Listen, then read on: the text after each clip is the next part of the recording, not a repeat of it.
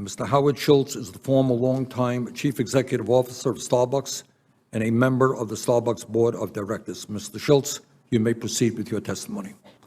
The essential operating approach at Starbucks since 1987, when we had just 11 stores, has focused on values-based decisions. We've always believed that if we exceed the expectations of our people, they in turn will exceed the expectations of our customers.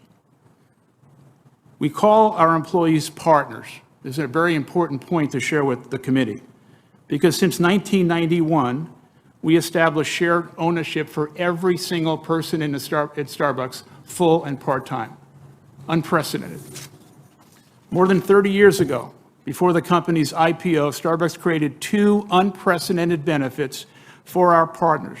It was the first of its kind in all of American business, never done before. Starbucks Beanstalk program, a stock equity program, and access to health care almost 25 years before the Affordable Care Act for full and part-time workers who work 20 hours a week. My written testimony has details on the benefits and opportunities we've created for our people over the past 40 years.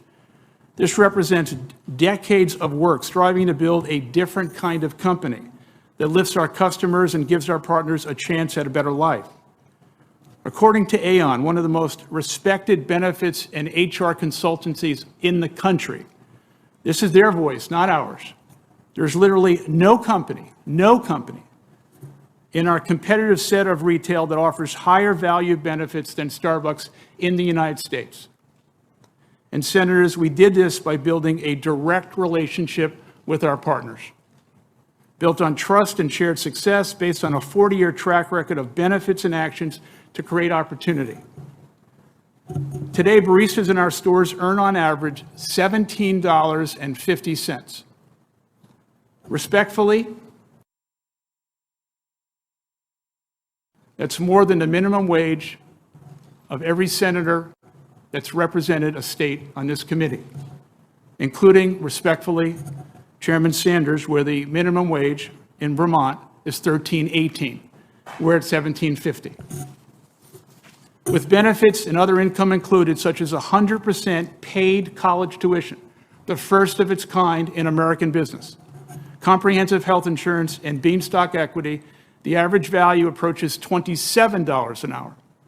And what I'm most proud of is today 63% of our retail managers started out as hourly baristas, underscoring the opportunity we provide for shared growth and success, and our employee retention is twice the industry average. Let me repeat.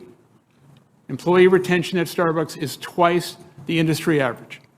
And throughout our history, we have addressed the issues most critical and most important to our people, including pay equity, paid sick leave, fully paid parental leave, support of our partner networks, financial literacy, sustainability, hiring military veterans and their spouses, over 30,000 to date, partnering on food security, and offering industry-leading mental health support. The vision and track record and ongoing pathway for employees has led our industry. A small number of our partners, about 1%, have chosen a different approach, as is their right under law.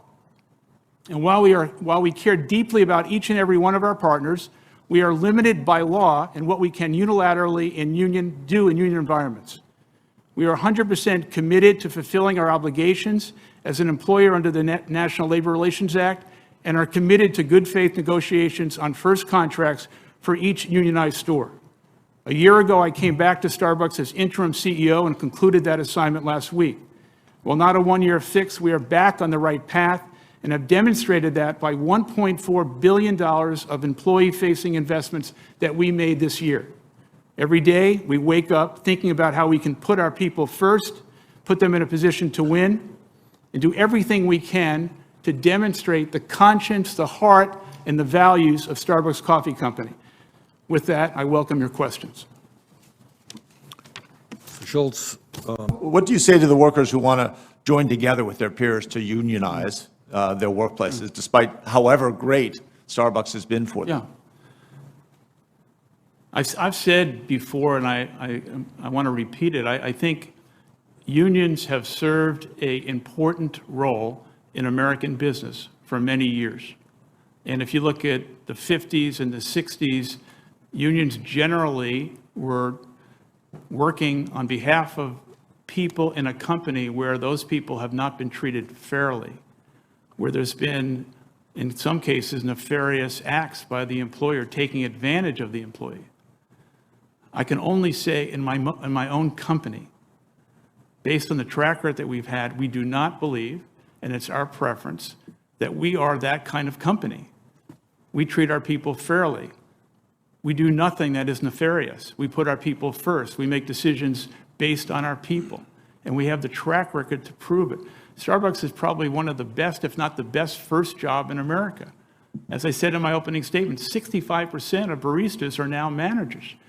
I walked into a store an hour ago, just at 24th and M, just walked in, was met by a guy named Nico, never met him before.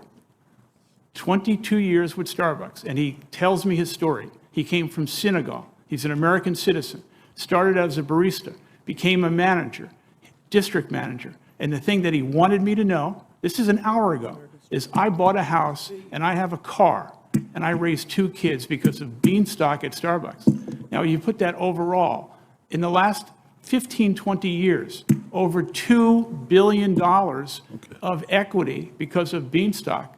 14% of people's Senator base Hickenlooper, pay. your time has expired. Yeah. But it's an important point, $2 billion of equity because of everyone being an owner. Senator Starbucks has gone Cassidy. back to our employees. It's unprecedented. And that's why Starbucks doesn't need a union. That you're being grilled by people who have never had the opportunity to create a single job. And yet they believe that they know better how to do so, and what's best for the American worker, and what's best for the American economy, what's best for growth. I also think it's rich to not recognize the extraordinary conflict of interest we have, which is our Democrat colleagues overwhelmingly get their campaign funds from unions, and therefore would like to find every possible way to extend unions, even if an enterprise feels that it's in their best interest to pursue a different course. Now, I know that there are a number of reasons why you might wish not to have union organization in your various enterprises. At the same time, I agree with Senator Cassidy and with your own comments, Mr. Schultz, which is that people have a legal right to form a union. There are some employers that are not good employers, and a union is necessary to protect the rights of those individuals, and that if any enterprise, including yours, has broken the law, that it should be held accountable for having done so. At the same time, there are legitimate reasons why an enterprise might choose not to become unionized. I first would note that within your company, there are probably some stores that are union, some that are non-union. Do the non-union store employees get paid less than the union store employees? The starting wage has been the same. The only difference is the benefits that we created in May. And my understanding under the law is that we were not allowed to provide those benefits to people who are organizing to join a union. And so, in fact, the non-union stores are actually a little better total package than the union stores. Let me ask another question, which is make another point, and that is, I would understand why you would not want to have an adversarial relationship between the store manager and the employees that work there. I'd also understand that sometimes in some union enterprises, there are work rules that prevent someone from going from let's say, a barista to becoming a manager. And you've indicated that, if you will, career opportunities for people are enhanced when they're able to move from position to position and become a manager. Is that a concern of yours? No, I mean, can I tell one story? Please. If I can? And it happens to be in the state of Vermont. And I think this is indicative of the situation that we are currently experiencing. There's 7 stores in the state of Vermont that Starbucks has. Of the 7, one of them voted to join a union. This is important fact. 21 Starbucks people, partners, work in that store. How many people do you think voted to either become a union or not a union? Take a guess. Got me. I would presume the Well, I think majority. when you hear the number, you'll understand the problem. 21 people in the store, 6 people voted. 6. 4 voted to become a union and 2 voted for not. Now, I'm not saying why the other people didn't vote. That's up to the committee to decide. But you can imagine there's issues going on in a store like that where people work close together and influence people to do one thing versus the other. But here's the problem. Since 6 people voted to the union, Of the 7 stores in Vermont, this particular store has twice the level of attrition, and the majority of the people have left the store. And the tension that exists in any store that Starbucks has, since it's individual stores voting, in a small group of people, there is lots of issues that we are dealing with, and overall, in the stores that have voted for union, about 300 are twice the level of attrition that we currently have in the 99% of stores that have not voted for union. But the Vermont thing is not a proxy. The Vermont thing is exactly what's going on around the country. Thank you. I appreciate that perspective, and would just turn to one other point, which is we talk about corporate greed all the time as if it's something brand new. Of course, profit incentive and greed has been there from the beginning of humankind. But there's also union greed. Greed exists throughout our society through various enterprises. But let me ask, your company's highly profitable. It was profitable, I presume, very early on, became profitable as time went on. Where does all that profit go? Does it go to all pay you and the senior executives? Where does the profit go of an enterprise? Did it all go out in dividends or stock buybacks? Where has your profit gone over the history of your company? The majority of profits that Starbucks has made has gone back into infrastructure, roasting plants, $800,000 to $1 million to build a store. The profits of the company have gone back to the business. Now, what's most important, though, is when we create shareholder value, as we have for Starbucks through the years, our employees, our partners, are sharing our shared success model in that profit because everyone has been an owner. And the first day that I came back, April 4th, 2022, the first day, what did I do? The one thing that would get shareholders across the country who own Starbucks stock angry with Howard Schultz, and that is I stopped our buyback program on the first day. Our stock went down. I was not concerned about that, and I took that money and I invested it right back into our people, which resulted in higher wages 1 month after I came back. Now, that is the only evidence I have, which is the fact that my operating style, which has been 40 years, Thank you, sir. is to build Mr. Schultz. a company that balances profitability with a level of shared success for our people. And we have the evidence to prove it, sir. Senator Murray. Thanks for watching, and if you haven't already, please consider subscribing to our channel. And while you're at it, please leave us a comment. Thank you for watching.